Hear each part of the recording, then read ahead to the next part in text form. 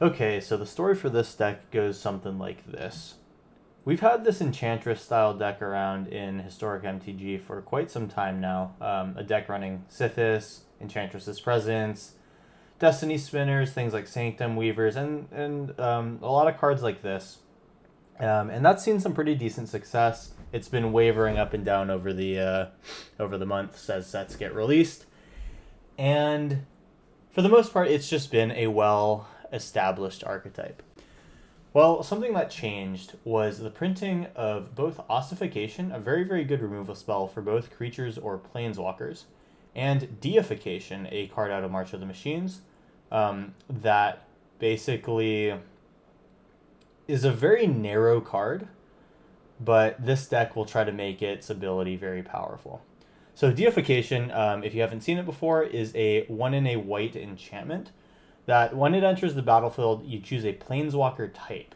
So just like creature types where this creature is a nymph, planeswalkers technically do have a planeswalker type, which in this case is Gideon for our deck.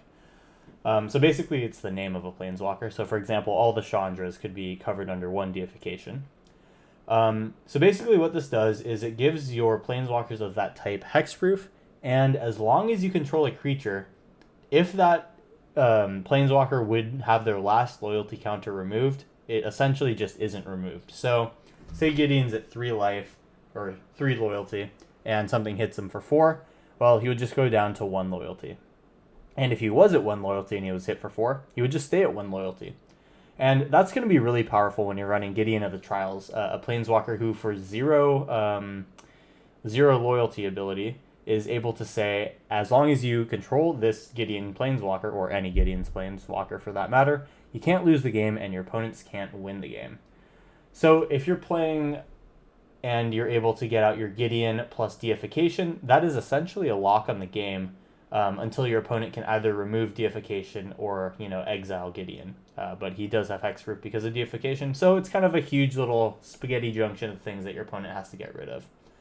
And if that weren't enough, we also have 9 lives here. Another thing that just helps slow down the game and is technically a combo with Gideon Emblem, because if you can't lose the game, 9 lives won't kill you when it exiles, so that's kind of cool.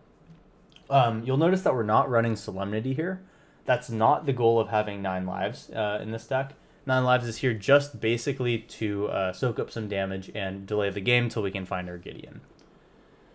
And how we will find our Gideon is the same way that the normal Enchantress deck will go off, with a bunch of effects like Enchantress's Presence, Sithis, and things like this. You can also use Sterling Grove, our one of, to find, like a 9 lives, a Gauntlets of Light if you need to. Of course, we do have Gauntlets of Light plus Sanctum Weaver as a combo here, tutorable by Sterling Grove. And if we're able to assemble that, we can combine it with our card draw in order to essentially just go through our deck until we find our one of copy of Approach of the Second Sun, from which we'll be able to just go ahead and cast infinitely until we win the game. So that is pretty much the deck. I'll speak on some of the other cards as well. We're running a lot of things in lower quantities. So we do have 4 of Kami of Bamboo Groves. This is essentially something that can trigger all of our Enchantresses, and it also allows us to get a land onto the battlefield, so that's pretty nice. This is essentially the 1 mana 0/3 that does the same thing. We're also running Baffling End, a card that doesn't see a lot of play but is an enchantment. This is a specifically exile effect that can take out things like an Orcish Bowmaster or anything with CMC 3 or less, which is pretty relevant sometimes. And then we also have ossifications for some larger things. There's Rest in Peace for graveyard strategies. We have Destiny Spinners, Sanctum Weavers, Sterling Groves, Gauntlets of Light, and 9 lives. One thing that this deck doesn't have right now is Artifact Enchantment removal, which, with the One Ring being a thing that people are doing, is definitely a little crunchy. A thing that's also crunchy is the fact that this is a deck that's going to be drawing quite a lot of cards, and even though we can gain life, with a Shieldred on the battlefield, we will ultimately lose life when we try to draw cards. And another thing to say is that our card draw is forced. We can't deny to draw a card in order to survive an Orcish Bowmaster trigger. So that's something that makes this deck maybe not as super good as possible. So all of these things we'll kind of just have to think about a little bit. And I think all that we can do from now is go ahead and play some games. So we'll hop into here with our 5 normal games, and we'll get going. Real quick, before we hop in, if you'd like to support the channel, you can do so by dropping a comment, dropping a like on the video, or subscribing to the channel if you're new. Love to have you here, and let's hop into some games. Here we go. All right, we're up against number 1134, and we have a hand that has double ossification and baffling end. This would be good except for the fact that we don't have any basic lands for ossification to enchant, so this is a easy mulligan for us. And this is a pretty easy keep here. I think that I'm happy to keep everything, and I have to decide between binning a land or binning either Sanctum Weaver or Kami of Bamboo Grove. I'm thinking that what I'll do is get rid of the Kami and probably just call it there. We'll show mono white for now, and then we'll get going. And we've actually just drawn our Sanctum Weaver Gauntlets of Light combo, which is supreme. So if we can get essentially 4 mana out of this Sanctum Weaver at any point in time, we're going to be super happy here.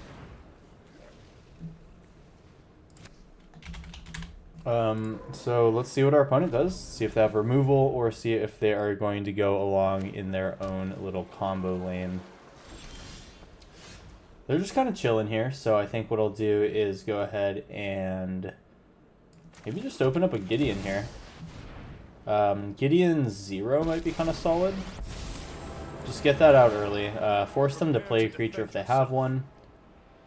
And this feels good right now. There is no shame in quitting. I think I'll decide to not go in. This could definitely be an Orcish Bowmasters in hand. And, we do need to kind of respect that possibility. Looks like it's a Cauldron Familiar instead, which really surprises me if I'm being honest. We do have Deification here. We can get Deification plus Sanctum Weaver, actually. So let's prevent all combat damage from the Cauldron Familiar. Again, I won't attack with Sithis for fear of an Orcish Bowmaster. And let's start with Deification, and then get Sanctum Weaver. And literally from that perspective, we actually can just have... And look, it's exactly Orcish Bowmasters. Good to know. So they will get to kill our Sithis, which is a little bit yicky, but it's fine. We'll choose Gideon on the Deification, and we're going to get a Sanctum Weaver out. So we have 2 enchantments on the battlefield right now. We'll get a 3rd with Gauntlets of Light. And we're getting very, very close to being able to play 9 lives, but we're not quite there. Opponent can go in for 3. I think I will just not block here. That won't happen again. Getting going to 1 is fine. And interestingly enough, this is going to be kind of difficult here. So if I play Sithis plus Gauntlets, we'll basically just be blown out by the Orcish Bowmasters. So I will have to just go very slow about this. Probably play a Sithis and a 9 lives. As long as I play one thing into Sithis a turn, they can't kill me. Or they won't be able to kill my creature. So they'll have to target... Well, we'll see what they target, and that will tell me if I can play another creature or not, or another spell. So the target Sanctum Weaver, basically meaning that I cannot play another thing. You know what? I wonder, does this actually work? That actually will work. That thing cannot deal damage, so if that's the case, maybe I just do Gauntlets of Light next turn. I don't need to do it now, it's fine. Yeah, Gideon Plus actually should negate Orcish Bowmasters, unless I'm understanding this incorrectly. Alright, so Deification keeps my Gideon alive.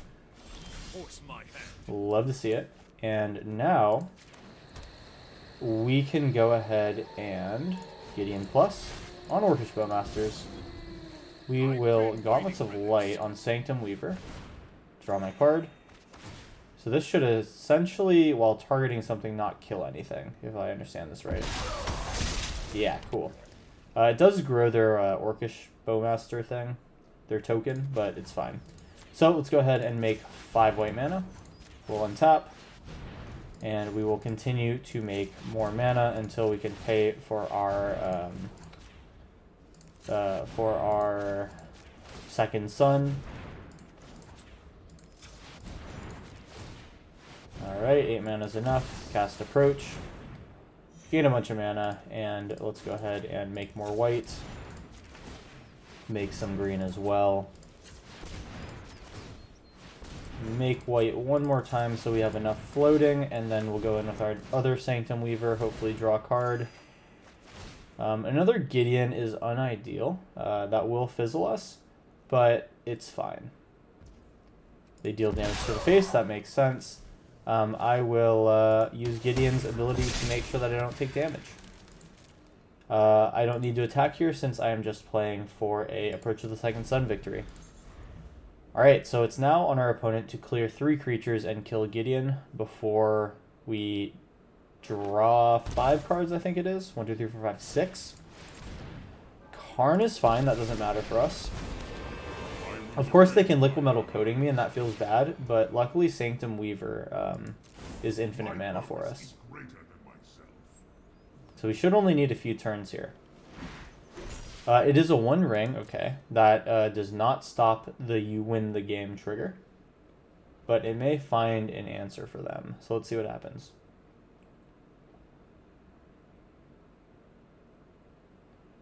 Notably, Gideon will not stop a Shieldred.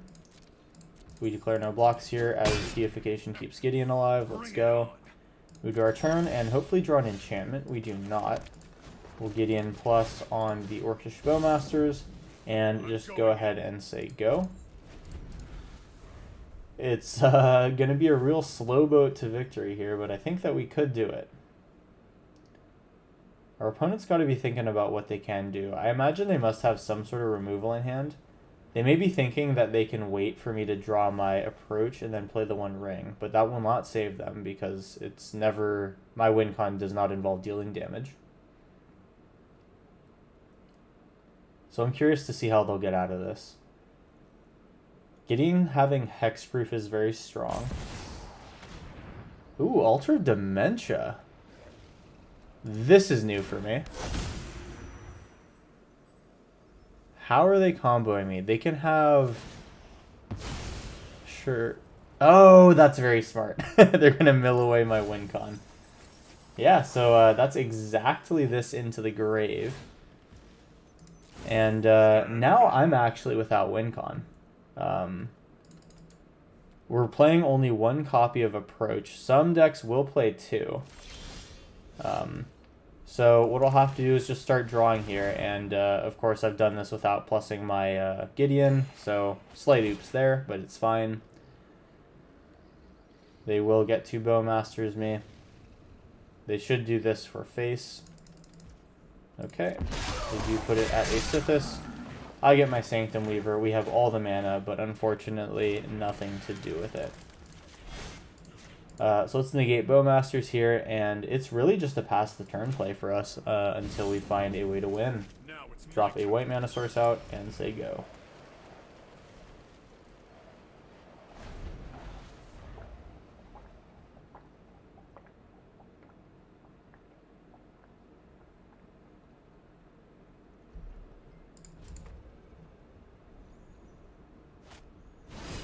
So here's the 1 ring. That makes sense. They've got protection. And, you know, eventually we can start going to town with Gideon's 0. That is an option. They plus on 0 with Karn, sure.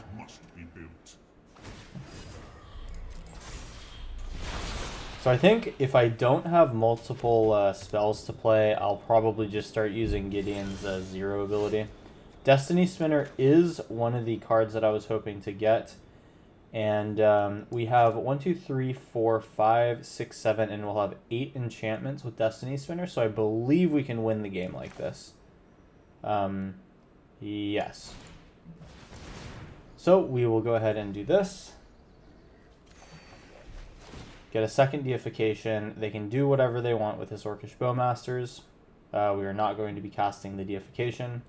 And now we just go ham with our Sanctum Weaver. Alright. Cool, so now we got to make a bunch of mana here. It's all green, so this is fine. We actually should make some white here before we use all of our lands. That was a slight mistake. But, you know, happens. Still with 5 lands, that I think is almost exactly enough. That's pretty funny. So we'll make a bunch of white mana, continue. We make 5 mana with every iteration of this, so as your number of enchantments gets bigger, it's a little bit less annoying to have to click through. So I won't need to edit you for this, or I won't need to edit the video for you guys, because it actually won't take terribly long. So we got about 30 mana here. We're going to make some green and then go and activate our Destiny Spinner. Alright, Destiny Spinner activation, target a land. Destiny Spinner, target a land. Destiny Spinner, target a land.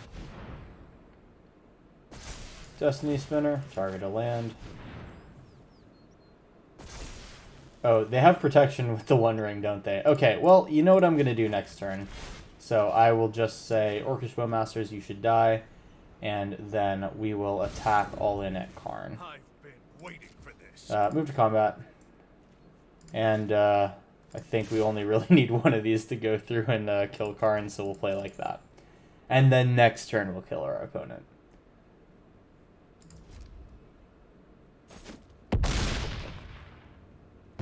Farewell, and thank you for the... Alright. So they can find something with their One Ring, and I hope that they cannot. Let's see what happens.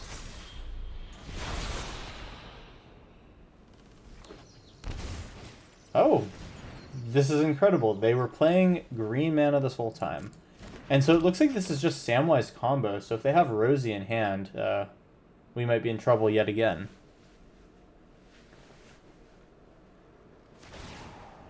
Okay, so they're going to mill me a little bit. That's fine.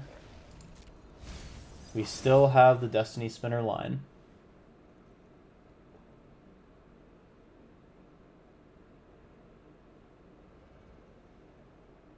And I think, unless they don't play anything else, we have them dead to rights. Gideon won't die. We have all of our creatures. Should be good. With 4 mana, I don't know what they can do. And it looks like we finally got them. 91% Mythic, taken down number 1100. Feels pretty good. That was our round 1. A long one at that. And let's hop into round 2. Here we go. Okay, round 2 coming up. This hand has our approach. Does have a little bit of a way to get ahead with Sithis. I think I'll keep this one. Normally if I'm playing the original version of Enchantress, you have a lot more hands that are multiple card draw effects in hand. So you'll want to, you know, mulligan for those. But in this deck, you're not going to really get those too often, so I think this was a fine hand to keep. So we have Sithis here. We could have played an Ossification. Instead, I'm thinking that I'll just get a Kami and Bamboo Groves out. So that means we'll probably just play this Branch Loft on green, play the Kami. Get our draw here. We get a backup Sithis here. I think it's probably not worth it to get another Sithis out, so I'll just go ahead and swing in. Okay, so then we'll go ahead and end our turn here.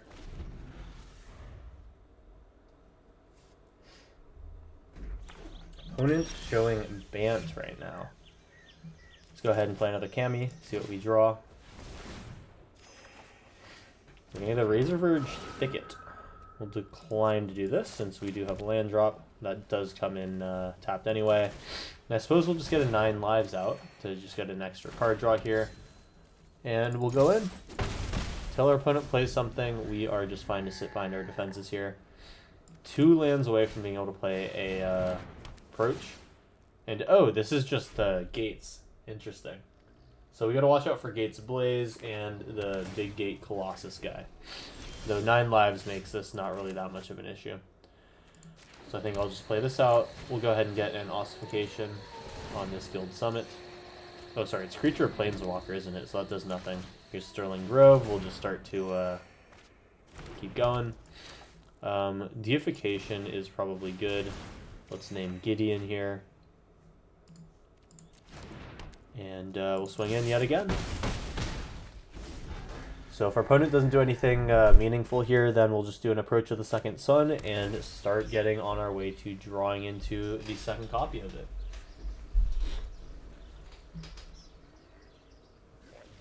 Sterling Grove notably will not be good once we've cast the Approach of the Second Sun and put it in the 7th position. Opponent just drawings with their guild gates here. Looks like this is Bant gates, which is interesting. I wonder if this is a Maze's End deck or not. They only have 4 unique gates, so it's looking like that might not be the case. Let's get a Branch Loft Pathway in on white. And we'll just go ahead and cast our Approach to the Second Sun, let the opponent know that they are on a clock here. And we can keep going. Sterling Grove, an absolute powerhouse here, giving everything Shroud. Opponent can't deal with our creatures with single target removal, so you love to see that. And sure, Day of Judgment comes down, that is fine. We aren't really worried about that. We'll just deploy our second Sithis next turn, and we'll be back to the races here. We even get our Gideon out here, which is nice. I'll go ahead and Gideon 0. Get the emblem. And we can put one of these out. We'll go ahead and pass. And we are looking at an Approach in 6 turns. Fewer than that if we do find some enchantments here. Opponent does get to draw into some answers potentially. We will have this Gideon 0. Destroy all non-land permanents. Well, that's a problem because that is going to destroy everything. And we are dead. Alright, well, Planar Cleansing, a card I definitely did not expect to be seeing here on the historic ladder in 2023. Looks like that is just going to absolutely blow us out of the water. And that's what happens. Okay, so that was our round 2. We got a round 3 coming up. Here we go. Alright, round 3. Let's go. So, with a Sithis in hand, I feel pretty happy about keeping this hand. And there's not that much else to it. Clever Lumimancer. So this is the blue-white Wizards deck. This is a pretty cool one. Our Baffling Ends will end up being pretty relevant here. We do need to take this Lumimancer out. This is a deck archetype that revolves around basically playing a bunch of cantrips at the 1 mana range.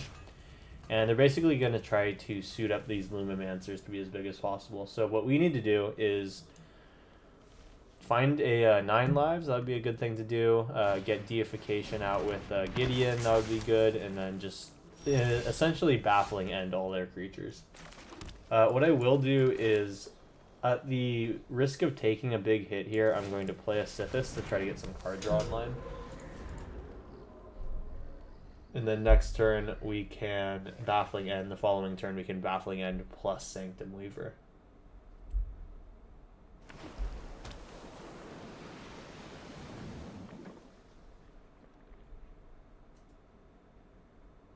So let's see what their sequence is here.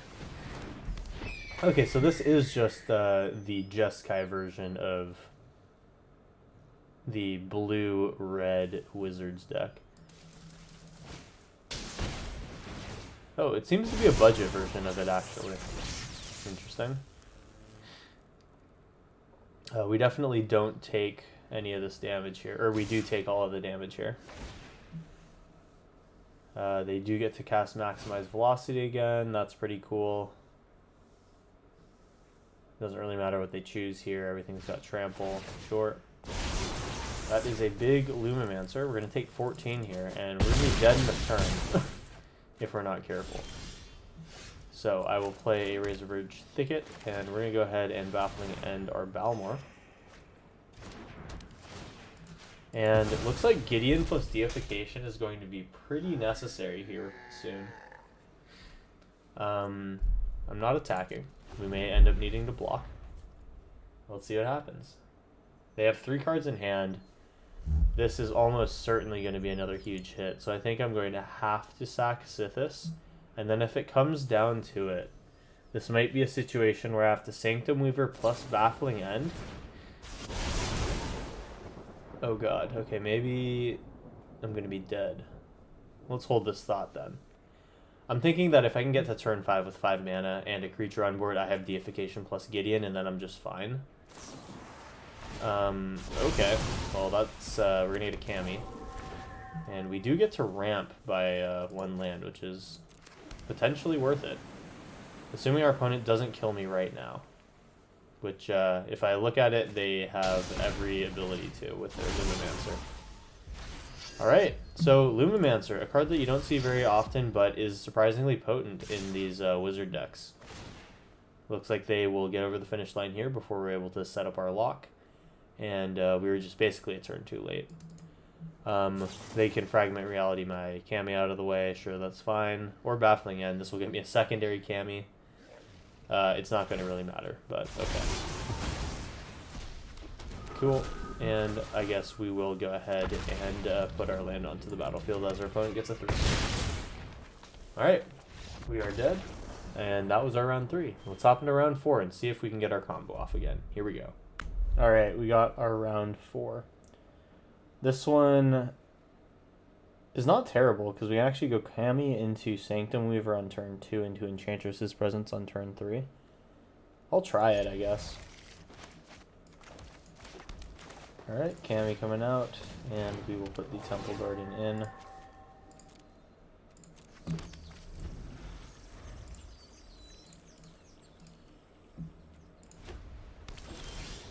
Alright, we do find our land anyway.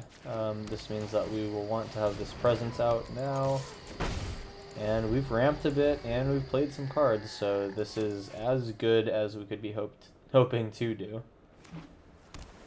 Finding a land here means we get both of these spells down. Not finding a land means we probably just play Sanctum Weaver.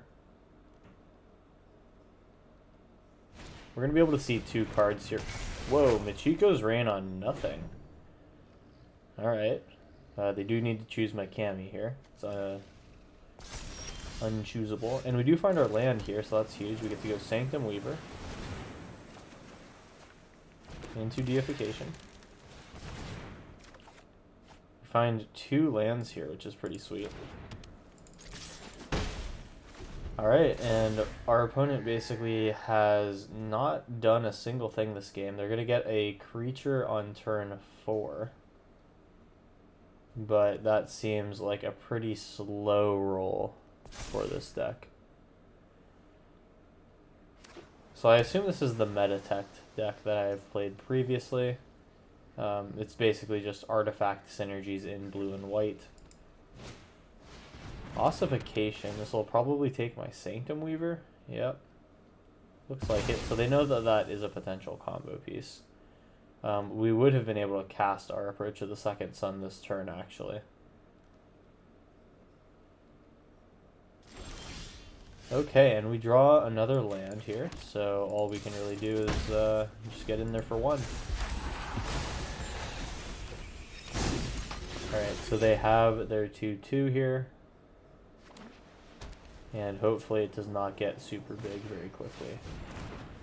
Time of Ice. Oh, this is just sagas. What the heck? As we draw yet another land. We'll be able to cast our Approach next turn. That's fine. Let's see what this thing does. Just tap target creature and then return all creatures tapped to their owner's hands. Interesting. So they're going to be able to make a big Portrait of Machiko here. This could actually be a very big issue. An 11/11. This is a 2-turn clock. We need to find 9 lives here. That would be huge.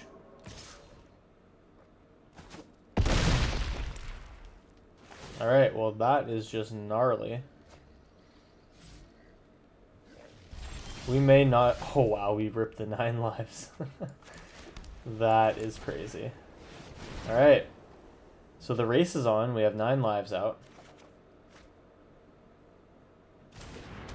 And we will just have to get our Kami back into hand, which we can channel or play as a blocker.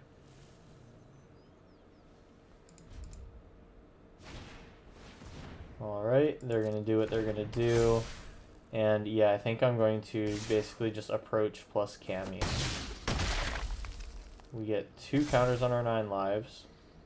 That's keeping us afloat right now. We have secondary 9 lives, which does actually slow things down, which is pretty cool. I am going to play this.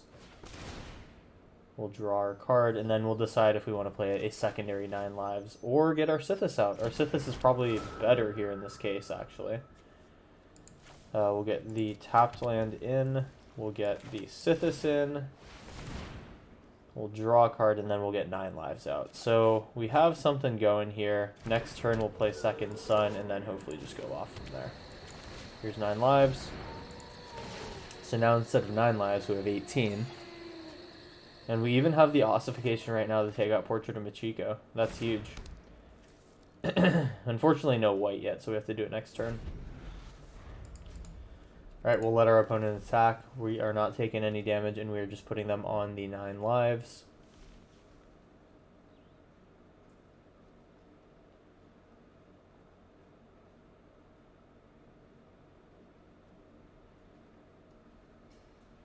Let's see what our opponent has for us. This is potentially a situation that we are happy to be in, where we're going to slow the game down for our opponent. And we'll see if they have any game actions here. It could be that they have just decided to leave us here. If that's the case, then I will just edit the video, and I will see you when the game's over.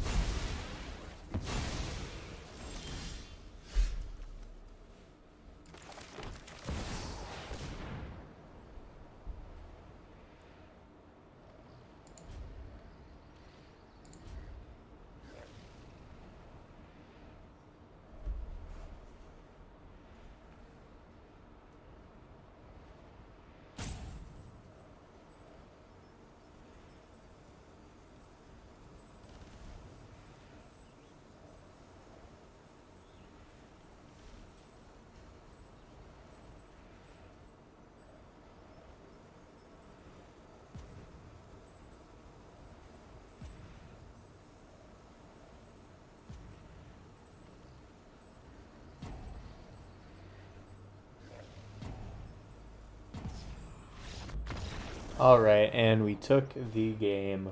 Took round 4. Alright, after that concession, we're headed into round 5. Let's try to make it a good one. Here we go. Alright, it's the final round here, and we have double Sithis in case our opponent decides to remove it. With Deification and Gideon, this feels like a fun little hand to take. Alright, here we go. And we even have basics if we do draw the ossifications, so this feels nice. Opponent is number 292, which means that we're probably playing against some variant of black card draw hate. Alright, so they take Gideon, means that that might be the thing that they'll have the most problems dealing with. And I will get my Sithis out for essentially free. If they waste a spell on that, then I'm fine. Yeah, that's totally fine. Agreed. I wonder if this is going to be some sort of Karnlock kind of game plan. We shall see. We need to start getting some Sithis triggers here without them removing our whole deck. Alright, so I guess I could have just held this for turn 4. It is what it is. We will just hold all these cards since we don't really need to play them, and we won't really get any value on them coming down now versus later. Alright, so we either lose 9 lives or a deification. I assume it's probably going to be 9 lives. Yep, makes sense. And now opponent's got Crucius, okay. Enchantress's Presence, cool. Hopefully the harder to interact with card draw spell for us. And looks like they've found a way to interact just fine. Shieldred is going to be a huge problem for us. We can get our deification out, I guess. This is going to hopefully... Oh no, Orcish Bowmasters as well. Alright, so this is going to be a pretty good example of what we cannot deal very well with. It was kind of always our hope to just dodge this deck, if I'm being quite honest. And then, if I were to cast this deification, I'd take another 3 going to 8, and then I'd be dead. I think even if I don't, I'm taking 7, 8, 9, 10. So I will survive a turn, but then I will die on my upkeep. So we'll just take this damage and go to our turn where we die to a Shieldred trigger. Absolutely bonkers matchup here. This is unfortunately a really bad time to be playing Enchantress right now. Mainly due to the 2 cards that you see before you on the battlefield here. Shieldred and Orcish Bowmasters absolutely invalidating the strategy. And I suppose that is a good one to end on there. We got a good game 1. And not too much other than that. But, you know, I'm here to show you guys the reality of what it's like to play these decks in 2023 Historic. If you like the deck, I would definitely recommend checking it out. When you can get Enchantress played in the format, it is a lot of fun. I love these Approach of the Second Sun wins. And, you know, even though we can't play it right now, I think it's always interesting to see what you can throw at the metagame. In this case, this is a pretty good example of something that doesn't work very well against Shieldred and Bowmasters, but, you know, you gotta bang your head against the wall 1 or more times to figure out where the wall is weak. With that being said, if you guys enjoyed the video, you can show your support by dropping a like on the video or by subscribing to the channel if you're new. That's all for me, and I will see you in the next one. Peace out.